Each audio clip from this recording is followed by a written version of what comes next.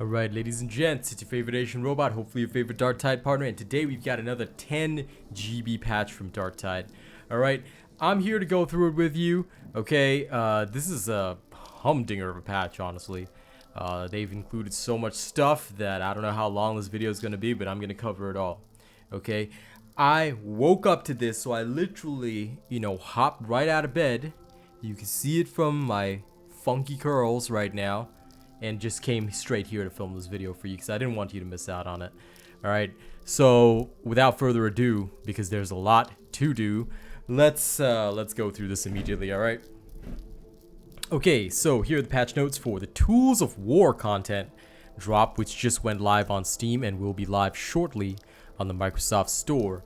From now on, right, you can see details on the weapons card, which shows you which blessings you have, which blessings you do not have. Alright? You can now see blessings you haven't earned yet for re-blessing at the Shrine of the Omnissiah. Okay? There are 1, 2, 3, 4, 5, 6, 7, 8, 9, 10 new weapons in the game. Let's go through them one by one. The Mark IV Blaze Force Sword is focused on single target damage and precision stabs. The Mark V Blaze Force Sword is focused on horde management. When charged with warp energy, it cuts through groups of enemies with increased power. I'm thinking power sword, but on the Psyker. This is the first thing we're going to be testing later tonight, alright? Now, two new bully clubs for the Ogryns. One has a more basic Vanguard and Relentless moveset that can be mixed with slaps and punches. The other one is to send opponents flying with tanky uppercut swings or strike them down with lethal strike down combos. So, single target versus horde. I have a feeling though that horde is probably going to be the important thing here. Mark VI Power Sword for the veteran. It has a more varied moveset. How dare they give me a more varied moveset? All I want is Power Cycler and then cleave, cleave, cleave. That's all I need. Okay, but anyway, those of you who are veterans, please do check this out. Iron Helm Mark IV Thunderhammer. A Thunderhammer slightly more capable of dealing with several enemies. It can cleave through multiple light enemies before dealing the obliterating blow when activated. So basically, it's the better Thunderhammer. Zealots, test this, let me know. Because I don't play much Zealot. Most of my time is focused on Veteran and Psyker, and I'm going to be very busy with those two classes. But if you are a Zealot and you test it out, let me know. Gorgonum Mark IV Twin-Linked Heavy Stubber. An even heavier heavy stubber. It's hard-hitting and has a slow rate of fire. Okay? So, Ogryns can now have a heavier heavy stubber. And there's also the Achilles Mark VII Heavy Stubber.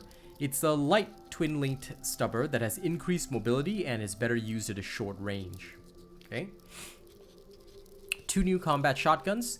The Agrippina version is accurate and fast-firing. Long-range combat shotgun with a boost to weak spot damage. It can also be loaded with a powerful, hard-hitting single-shot slug round. This one I'll be testing on my veteran. The Cantrail Mark IX Combat Shotgun, a powerful and aggressive combat shotgun with a wide spread and high damage.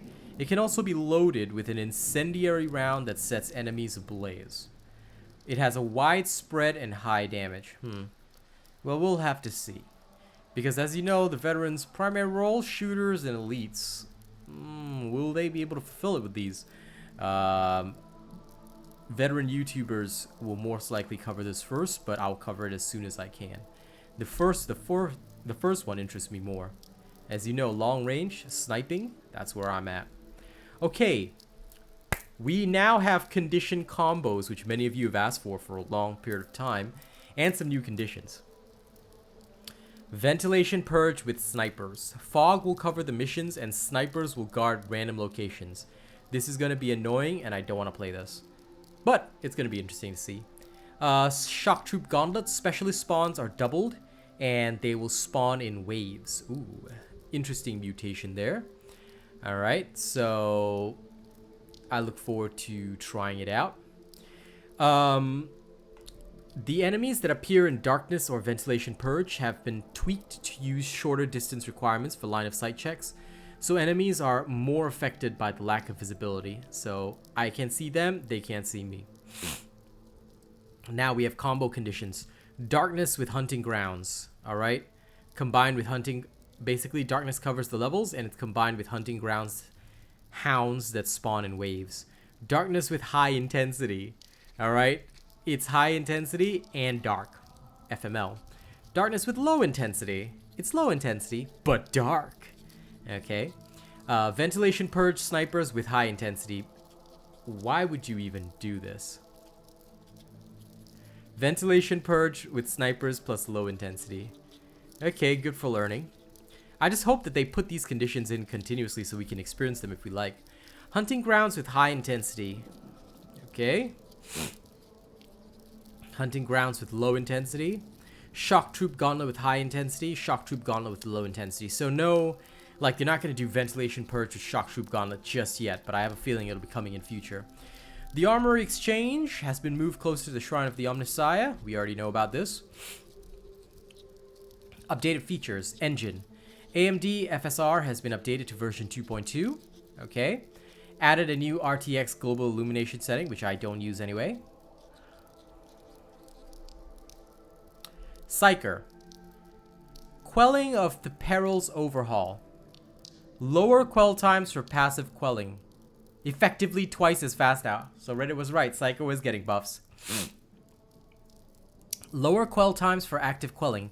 Effectively 0.5 seconds faster across the curves. Wow. This is going to be really helpful for my Psyker. Man, I can't wait to play. Min-max peril quell times from 1.5 seconds to 4.5 is now down to 1 second and 3 seconds. The 1.5 second saving, that's massive, especially for when you're playing with like the high peril style. They've shifted current peril scale to not scale quell times as aggressively. So quelling picked up speed over time, making high peril quelling more effective than low peril quelling. The curve is now more linear. Okay. They're increasing the passive quell speed on non-force weapons. So I guess they're reversing their previous decision. Now non-force weapons get a 25% reduction in quell speed. Sorry, they get a 25% reduction. I guess it means it's 25% faster on quelling. It seems worded weirdly, but it's okay. This returns the non-force weapons quelling to the same levels as before the 1.030 patch, but with the central changes to quell speeds, the difference between force and non-force weapons is now more sensible. Okay. Force weapon passive quelling speed baseline is 12.5 seconds. Non-force lands at 9.5 seconds. Was previously around 24 seconds for both. Damn. Well, this makes passive quelling interesting. Clean up and simplify curves, ramping, and minimum time fractions, making quelling more straightforward and deterministic experience regardless of the current peril amount. They've added a new setting under the interface. They've added a new setting under the interface accessibility, peril FX intensity, which allows adjusting the intensity of the audio and screen space that peril screen space peril effects when playing as a psykinetic. Okay, interesting. Interesting. I'm looking forward to that.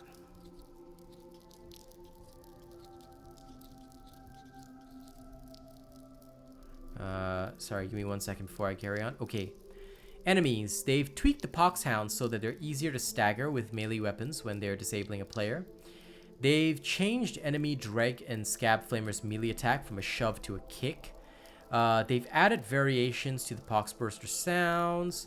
Tweaked Dreg Shotgunner so they follow players when engaged in melee combat. Added more damage fall off to Shotgunner shots. Ah! Great. It used to be 15 meters, now it's 8 meters. So if you're just 8 meters away from a Shotgunner, hopefully they won't instantly give your entire toughness.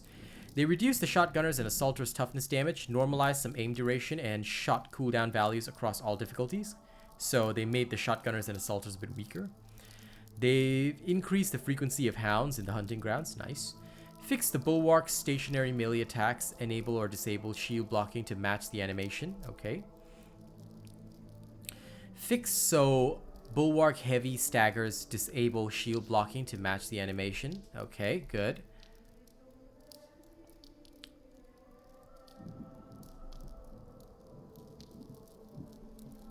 So Bulwark should be easier to deal with now, I guess.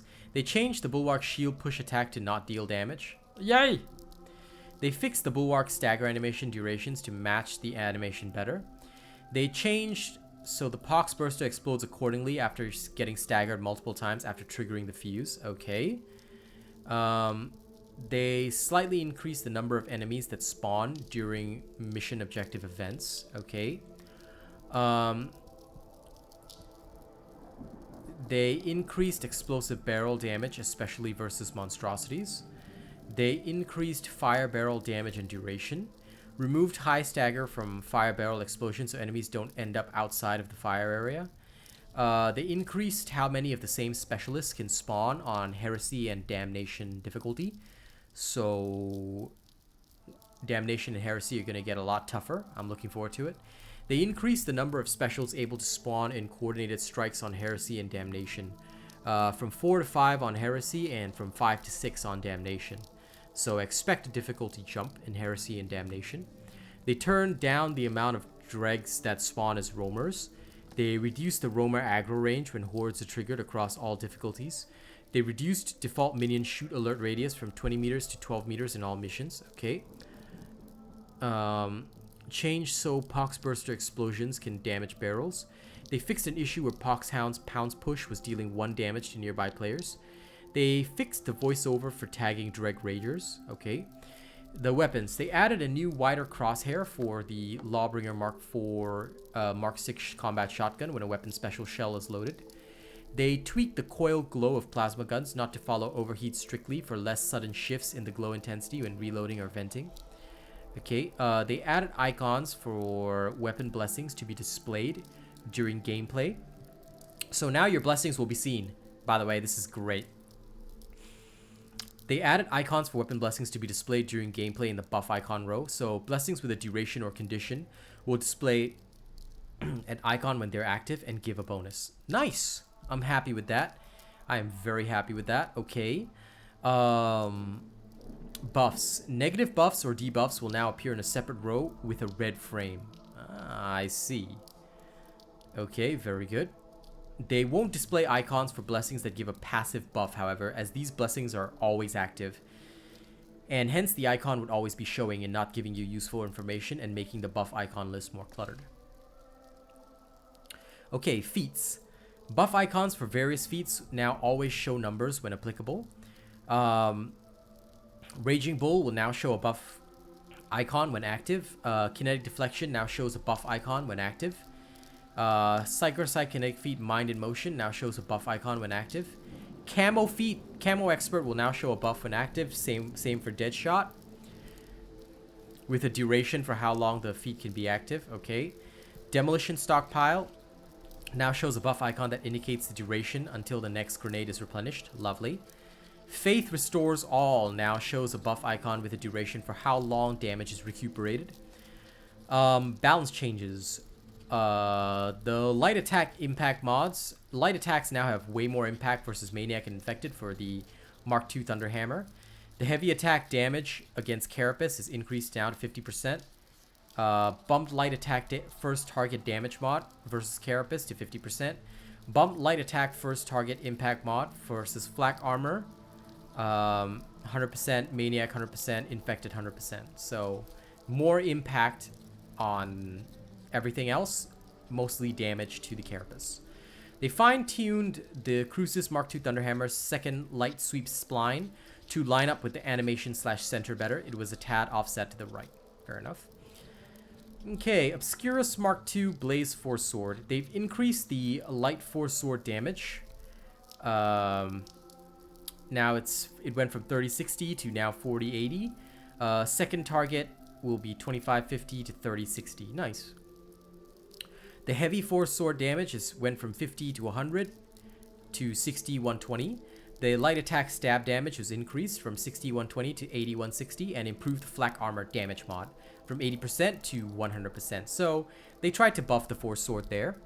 For the Ripper guns, can opener can only give brittleness on stab, so no more exploit on the can opener. Increase the stagger capabilities on stab. All right. Increase impact. All right, I think this was talked about in the previous communication.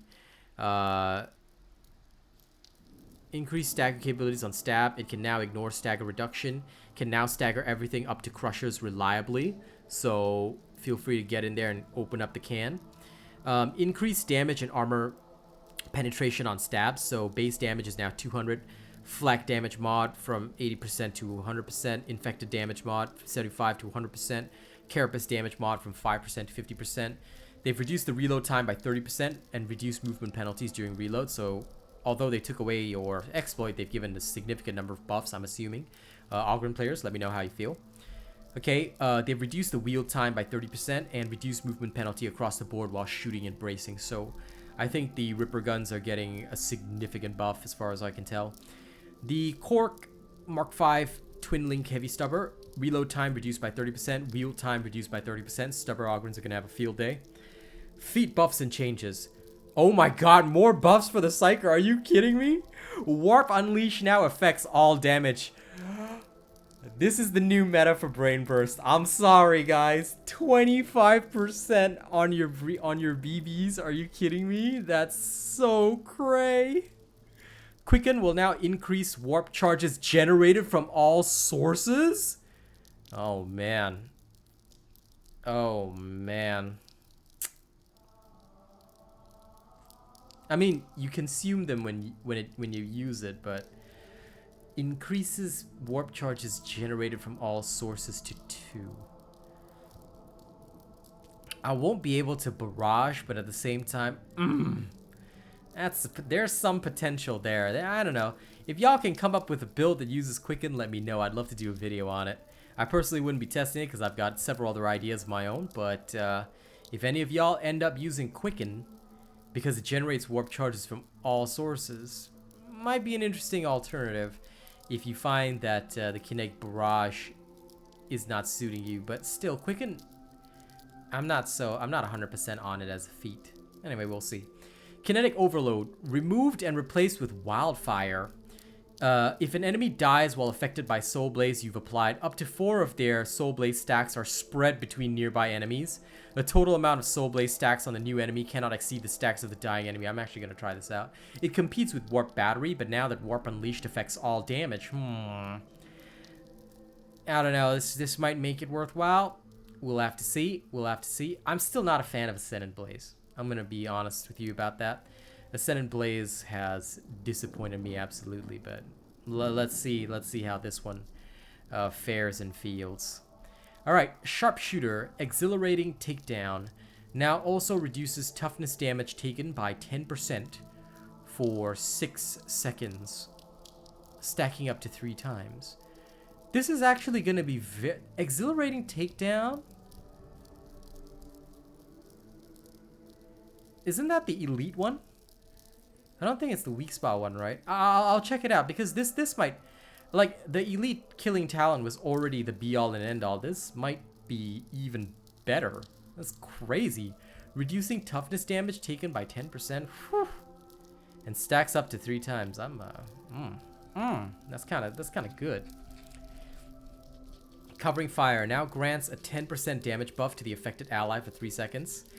Okay, Weapon Blessings. Weapon Blessing Crushing Roulette is now calculated as it states, giving a stack for each bullet missing. Before, it gave a stack for every 10% of ammo missing. We have balanced this accordingly. Adjusted crit chance gain from each empty chamber. For the stop revolver, it was 2% per 10% missing. Now it's 3.5% per bullet missing, up to 5% per bullet missing. So you could get up to 25% on the revolver. Well, 20% on the last shot, I guess. The Vrax Mark III Headhunter autogun, the rest of the Headhunters, also went to 0.35% per bullet missing, up to 0.5% per bullet missing. Okay. Yeah, that's pretty much all in line together. They fixed an issue where Fire Frenzy and Death Spitter Blessings would grant bonuses on kills at any range instead of only at close range. Braced autogun people, well, you're gonna suffer a bit now. So Death Spitter was granting bonuses on kills at any range. So that was the secret to your power. Now I know why you were so effective.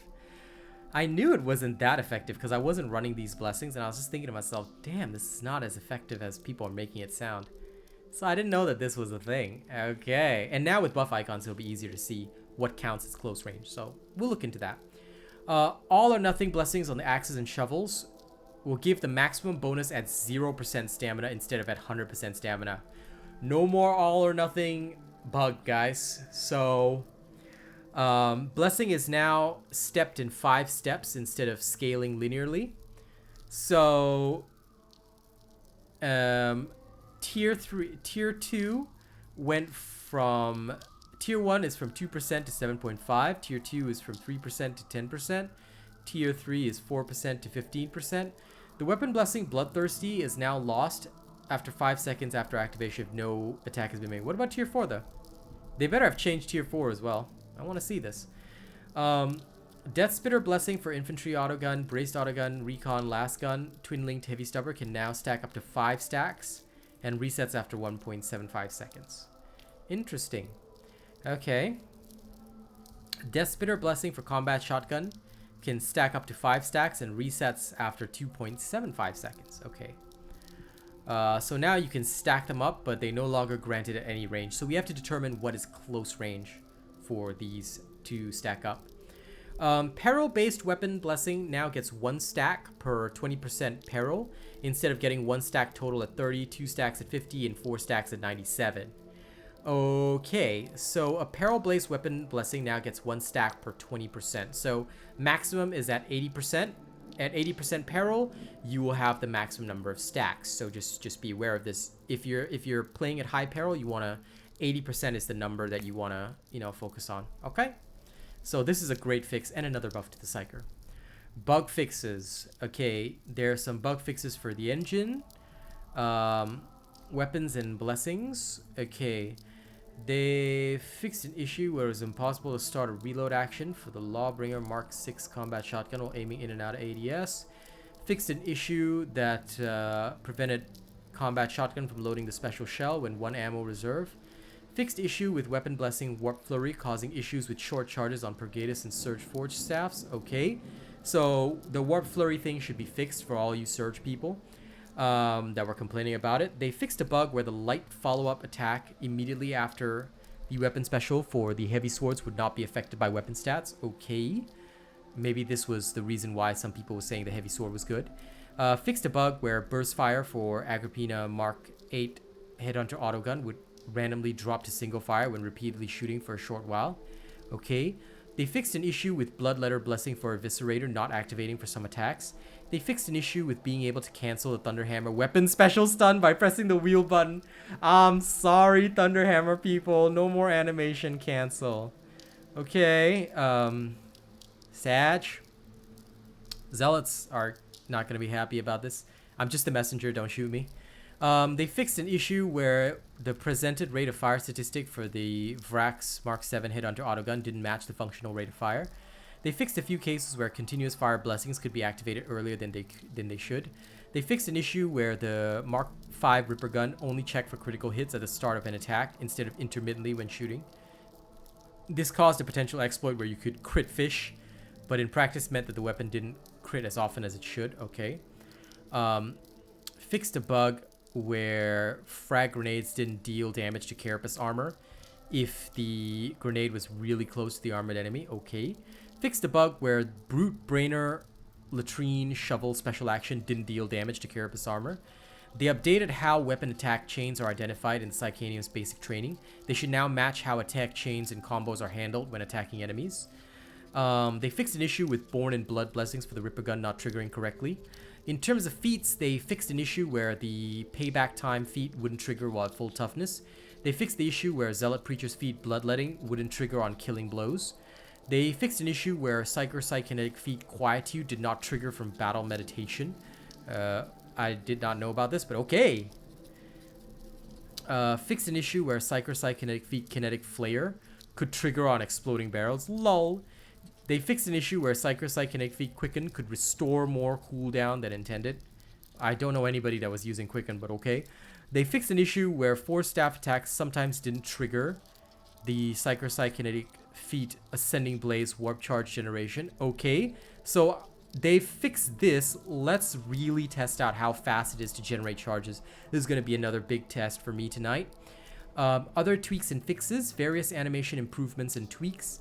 We now trigger the kill stinger sound when killing captains and monstrosities for all players. They fixed an issue where ammo kits, med kits, and scriptures could end up inside geometry and not be able to be picked up if a player that carried one died on a staircase. Okay. Fixed an issue using a gamepad in the dodge step of advanced training could trigger the completion of left and right dodge while doing a backward dodge. Suppression step during advanced training could miscount the number of suppressed enemies when using a Ripper gun. Fixed issue where bots would be overeager to use a health station when one or more grimoires were active in the party. They removed nets from players. Removing nets from players now has an interaction animation. Fixed the wrong interaction prompt being used on the servo skull in basic training. Fixed the voiceover triggers for running away from the squad and for tied up players calling out for rescue. Fixed so that player character banter cannot play during mission events. 2 new launcher strings for GPU crash dumps added. Unblockable attacks no longer refund stamina. Okay. Voiceover updates added some new conversations that can trigger following a kill streak or a headshot. Now rare. Longer bonding conversations between players. Lol, I love it. Settings menu. Increase the speed of scrolling in the settings menu. Many tooltips had long descriptions for options inside the settings menu. Will no longer position themselves at the edge of the screen. Credits are now updated. Missions. Fix a spot in Chasm Logistratum where players could get stuck in a corner. Move the location of Daemon Host and have Draco as it was impossible to avoid. Moved the healing station after the Ascender event in Magistrati Oubliette. Made the escape to the lift on Excise Vault Spireside 13 more exciting by having enemies now spawn closer while they're chasing you out. Fixed an issue on Comms Plex 154 second floor where enemies would sometimes get stuck in the Archivum lobby area. Fixed an issue during the end escape on Spireside where specialists that spawn at the end would disappear into thin air. Fixed area in Refinery Delta 17 where enemies could spawn in an unintended area. Fixed multiple areas where players could see through the environment in the mission relay station. Fixed a sound bug where enemies were silent between 2 areas on Enclave and Barros. Fixed a sound bug where enemies were silent between 2 areas close to the train station in Chasm Station. Door panels got a minor delay between interactions to avoid spamming. Fixed occurrences of interactions failing immediately on interaction start. Fixed an issue that could cause players to be teleported around the respawn beacon when hogtied. Yeah, we saw this actually last night for the first time. Fixed an issue that caused the interaction bar not to progress during an interaction visually. Fixed a memory leak that could occur when loading into a mission. Fixed an issue with how the game handles linked units. This should lead to slightly increased performance. Okay, great. So that's everything. Wow, that took like nearly half an hour, but like I said, it's a big freaking patch. Don't forget to like, share, and subscribe. There's a lot to go through, so please do actually go through these patch notes. Thank you so much for supporting me and my content. I'm going to give my thanks to channel members who make all this stuff possible before I go. Alright, just so you know, thank you for all the donations, tips, super chats. Without the occasional donations, tips, and super chats, of course, as every content creator wishes it was more, but you know what, I'm not gonna gripe. I'm very grateful to the ones that have supported me thus far. Thank you so much for everything. And here are our top channel members right now. Starting at Plus Ultra, Deathsonic 982, we've got Jerry Fast, Rogue Assassin, Omis Screen Puff, Zach NFG at Prestige. Thank you guys so much. In terms of our honored robots, we've got the following: Bob John, Jammer Boy, Joey Danze, Underpaid Enlisted Soldier, A. Ripley, Mighty Zeno, Triple D326, Darverse, Cordova, Maze, Che D12, I'm Peeps, Syed Assad, Pringle Bread, Tuani Gwen, Valorous, Coda CMF, Kami SMH, Conrad C, Nate the Great, Corey Ryu, Benjamin Savage, Lady Neo, and Greasy Burger. Thank you to all of our cool and weird bots as well. I will see you guys live on stream. Y'all better be ready. Let's go.